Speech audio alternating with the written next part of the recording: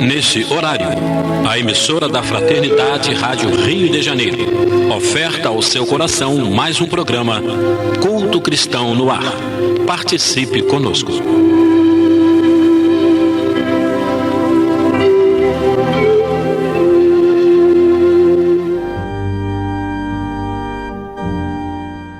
Queridos irmãos, que a paz de Jesus possa nos envolver.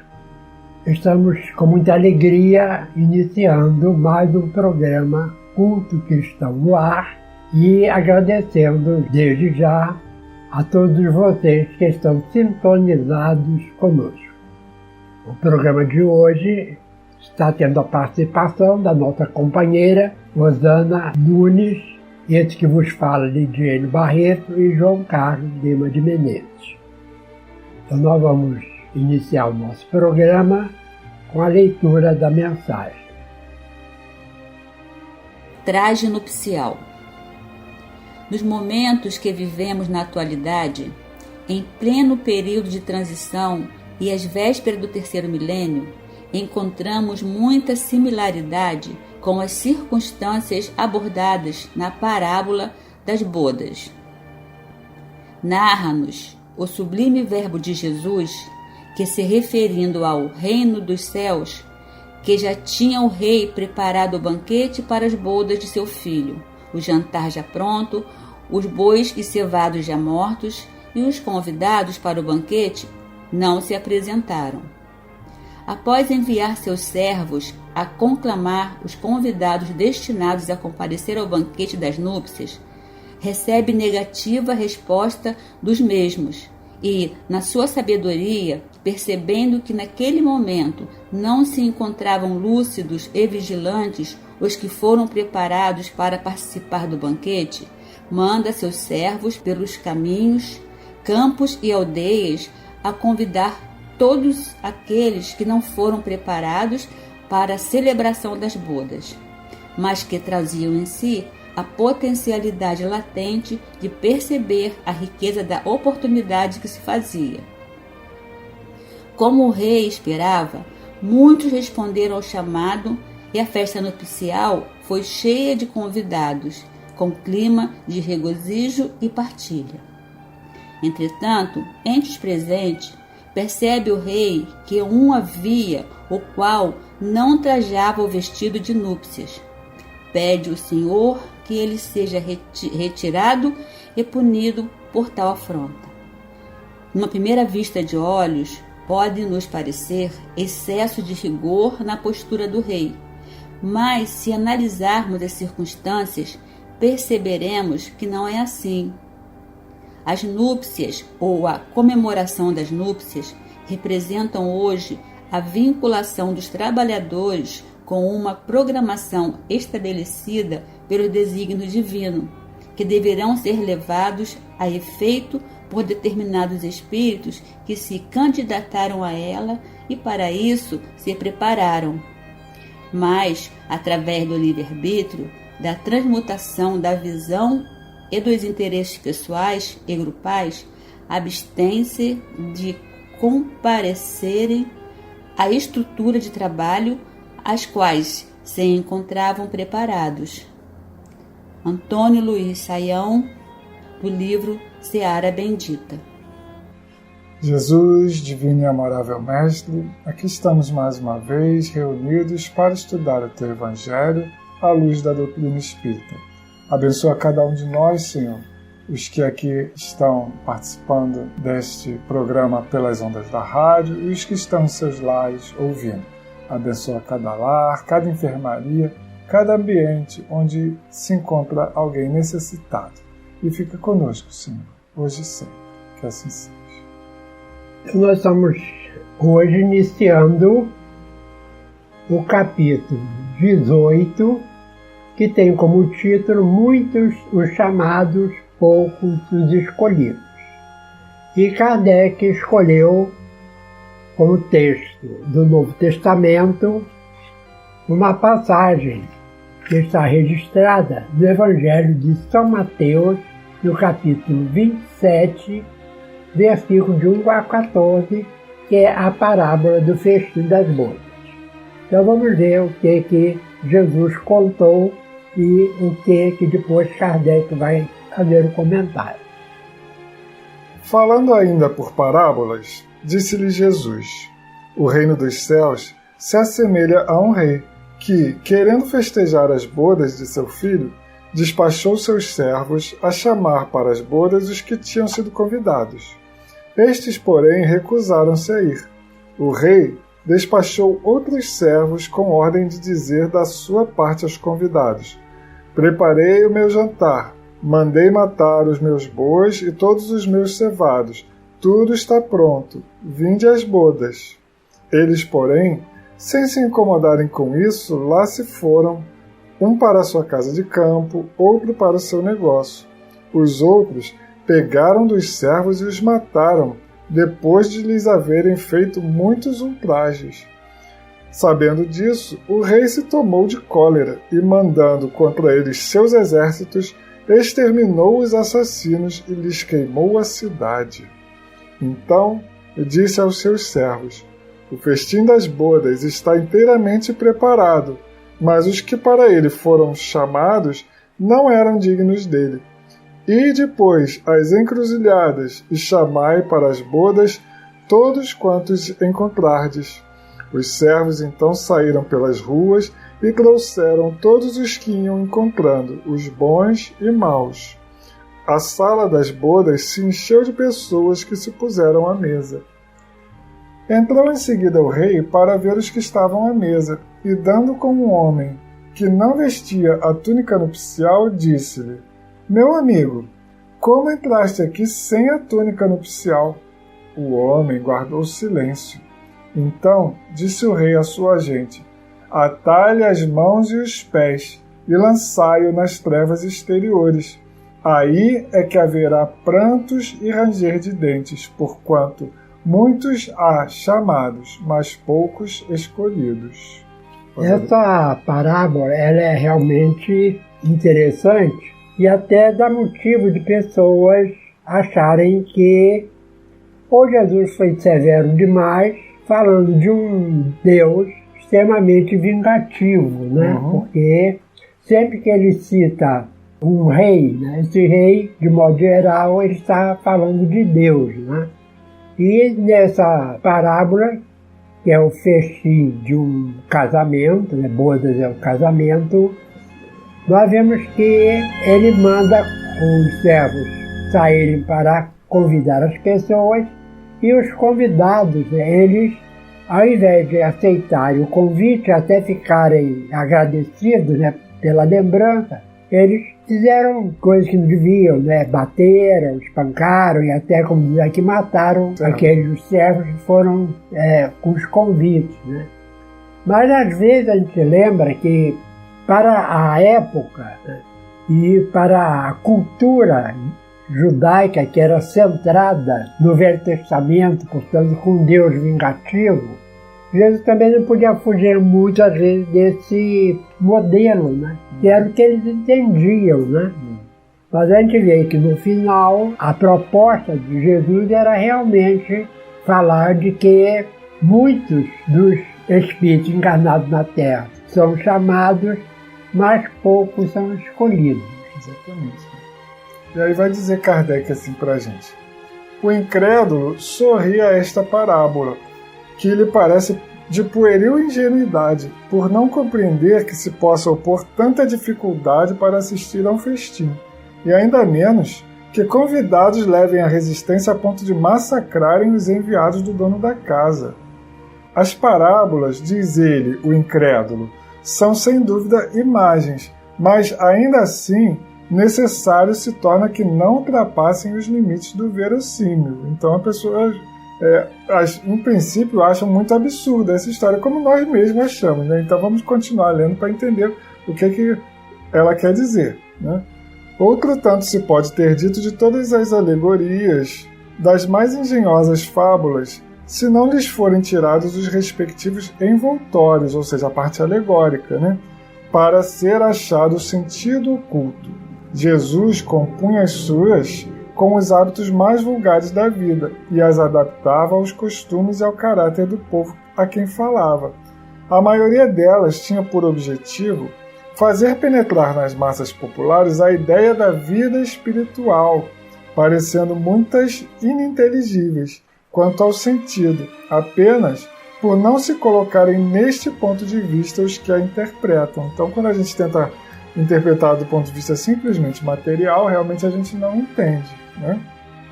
No livro Seara Bendita, que foi ditado por vários espíritos pela psicografia de Vanderlei de Oliveira, ele faz aqui um comentário, é até Antônio Luiz Saião, que foi o espírito que deu a comunicação. E o espírito comunicante, ele esclarece, já foi lida na mensagem inicial, mas eu vou relembrar, porque está bem colocado aqui em relação ao assunto, né?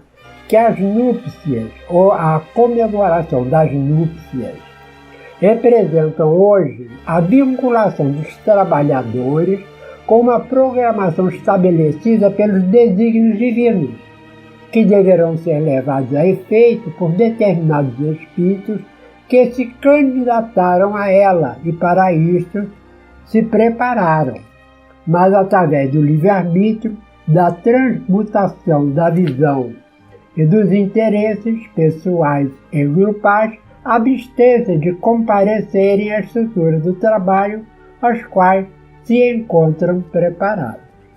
Então ele explica, já dá uma explicação bem realista de quem são esses convidados, né?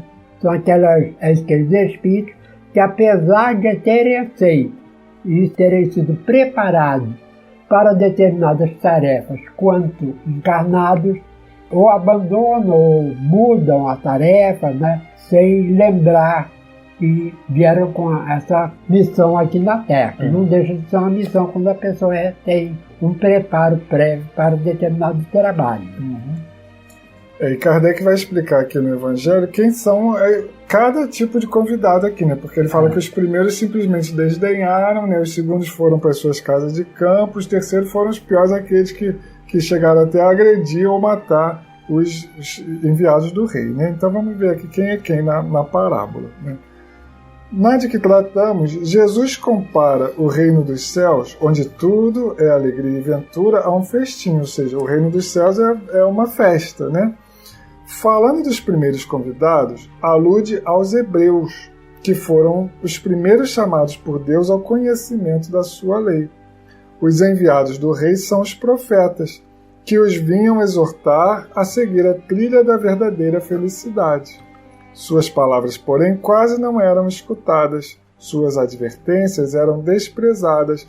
Muitos foram mesmo massacrados como os servos da parábola. Então a gente começa a ver que não é tão absurdo assim que Jesus estava falando. Tem um paralelo com o que aconteceu, né? Os convidados que se escusam, pretextando terem de ir cuidar dos seus campos e de seus negócios, simbolizam as pessoas mundanas, que, absorvidas pelas coisas terrenas, se conservam indiferentes às coisas celestes. E é o grupo que a gente mais vê, né? Aquelas pessoas que dão desculpa de não se envolverem com as atividades religiosas, com o seu próprio crescimento espiritual, por causa das coisas materiais. Tem que trabalhar, tem que botar o pão de cada dia na mesa, não tem que estudar, né? E aí as coisas espirituais, que são as principais da nossa vida, vão ficando em segundo plano. E aí continua aqui Kardec no seu comentário. Era crença comum aos judeus de então que a noção deles tinha de alcançar supremacia sobre todas as outras. Deus, com efeito, não prometera a Abraão que a sua posteridade cobriria toda a terra, mas, como sempre, atendo-se à forma, sem atentarem ao fundo, eles acreditavam tratar-se de uma dominação efetiva e material, uma dominação como Roma, se tornou um grande império, né? Que até um dos Césares fala, né, que o Império de Roma estava sempre com o sol, né? que era tão grande que o sol nunca se punha, né? Então, eles tinham essa ideia também de que era esse o tipo de domínio. O domínio através da força, da espada, né? E não era essa a proposta divina para aquele povo. E aí continua falando, né? Antes da vinda do Cristo, com exceção dos hebreus, todos os povos eram idólatras e politeístas, ou seja, adoravam imagens, né, deuses de pedra, e acreditavam em vários deuses, eram politeístas, né? Se alguns homens superiores ao vulgo conceberam a ideia da unidade de Deus, essa ideia permaneceu no estado de sistema pessoal. Em parte nenhuma foi aceita como verdade fundamental, a não ser por alguns iniciados que ocultavam seus conhecimentos sob o véu de mistério, impenetrável para as massas populares. Os hebreus foram os primeiros a praticar publicamente o monoteísmo. É a eles que Deus transmite a sua lei, primeiramente por via de Moisés, depois por intermédio de Jesus. Foi daquele pequenino foco que partiu a luz destinada a espargir-se pelo mundo inteiro, a triunfar do paganismo e a dar a Abraão uma posteridade espiritual, tão numerosa quanto as estrelas do firmamento. Então ele está dizendo aqui, né, que os hebreus tiveram uma missão importante na Terra, né? E continuando. Entretanto, abandonando de todo a idolatria, os judeus desprezaram a lei moral para se aferrarem ao mais fácil, a prática do culto exterior. O mal chegara ao cúmulo. A nação, além de escravizada, era esfacelada pelas facções e dividida pelas seitas. A incredulidade atingia mesmo o santuário. Foi então que apareceu Jesus, enviado para os chamar à observância da lei e para lhes rasgar os horizontes novos da vida futura. Então vem Jesus para tentar resgatar aquele povo para a sua missão original, né? Que não era só da crença no Deus único, mas de realmente se transformar e ajudar a transformar a própria humanidade como um todo, né? Dos primeiros a ser convidados, ou seja, que no caso são os hebreus, para o grande banquete da fé universal, eles repeliram a palavra do Messias celeste e o imolaram. Perderam, assim, o fruto que teriam colhido da iniciativa que lhes coubera. E a gente observa que até hoje os judeus se voltaram para o passado e ver o compromisso que tinham, né? É um povo ainda querendo o poder através das armas e estão perdendo a oportunidade e com isso a gente, através da lei de causa e efeito, eles vão ter que responder por essa indiferença a uma escolha que foi bem antiga, né? Uhum.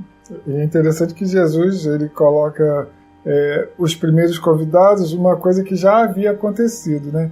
Os outros convidados, aqueles que massacraram os mensageiros, ele está falando de uma coisa que ainda ia acontecer, que foi o que aconteceu com ele mesmo, né? Ele veio trazer a mensagem e foi massacrado pelas pessoas da época. Porque nós não sabemos que o Novo Testamento ele não foi escrito em ordem cronológica, né? Nós não sabemos nem se também está se referindo ao último dos grandes profetas, que foi João Batista, né? Que também, né, teve morte violenta por problema de cobiça, né, de sentimentos feridos, né? Agora você estava falando do povo judeu, né, e a gente não pode generalizar, e é exatamente isso que Kardec vai falar no próximo parágrafo aqui, né? Fora, contudo, injusto acusar-se o povo inteiro de tal estado de coisas. A responsabilidade tocava principalmente aos fariseus e saduceus, que sacrificaram a nação por efeito do orgulho e do fanatismo de uns e pela incredulidade dos outros. São, pois, eles, sobretudo, que Jesus identifica nos convidados que recusam comparecer ao festim das bodas. Depois acrescenta: vendo isso, o Senhor mandou convidar a todos os que fossem encontrados nas encruzilhadas, bons e maus. Queria dizer, desse modo, que a palavra, ia ser pregada a todos os outros povos, pagãos e idólatras, e estes, acolhendo-a, seriam admitidos ao festim, em lugar dos primeiros convidados. Né? E aí a gente já lembra logo de Paulo de Tarso, né? Que depois pega a mensagem de Jesus e leva aos outros povos, não apenas aos judeus. E é interessante também lembrar que no final da palavra parece que Jesus está sendo um pouco incoerente em relação. Se o rei mandou chamar todas as pessoas, né? Um que não estava preparado com a roupa nupcial, né? Deus então castiga, o rei castiga, né? Então também, agora nesse momento final, Kardec vai fazer a explicação, né? Dizendo o seguinte: mas não basta ninguém ser convidado, não basta dizer cristão, nem sentar-se à mesa para tomar parte do banquete celestial. É preciso, antes de tudo, e sob condição expressa, estar revestido da túnica nupcial, isto é, ter puro coração, e cumprir a lei segundo o Espírito. Ora, a lei toda se contém nessas palavras: fora da caridade não há salvação. Entre todos, porém, que ouvem a palavra divina, quão poucos são os que aguardam e aplicam proveitosamente. Quão poucos se tornam dignos de entrar no reino dos céus. Eis porque disse Jesus: chamados haverá muitos, poucos, no entanto, serão escolhidos. Então esse trecho final, ele fala diretamente para nós, né? Porque se nós estamos sendo escolhidos, será que nós estamos vestindo essa túnica nupcial? Ou seja, será que nós estamos realmente nos preparando para a festa que é o reino de Deus? Ou seja, ou nós estamos simplesmente fazendo como os anteriores, ou recusando, ou não dando ouvidos ao convite, ou indo totalmente despreparados, né? Nós já temos o conhecimento necessário para saber o que é um preparo para a vida espiritual, que é a gente praticar a caridade, como ele fala aqui no final, né? Então essa é a túnica nupcial que nós temos que vestir. E foi essa exatamente a formação que o espírito Antônio Luiz Saião passou, né? Interpretando aqui muito bem essa parábola, porque muita gente lê e acaba não entendendo, né? Então sempre é bom que alguém possa esclarecer, além daquilo que Kardec fez, está bem escuro, mas sempre há necessidade da gente tornar a coisa um pouco mais fácil de ser entendida. E aí, para finalizar esse momento de estudo aqui dessa parábola do festim das bodas, né, que eu acho que ficou clara para a gente, quem é quem na história, nós vamos ler mais um trecho da poesia contínua de Custódio Beiral, contida no livro Cantigas de Vida, que diz o seguinte: 2000 anos são passados e ainda somos iguais, quando em jogo colocados interesses pessoais.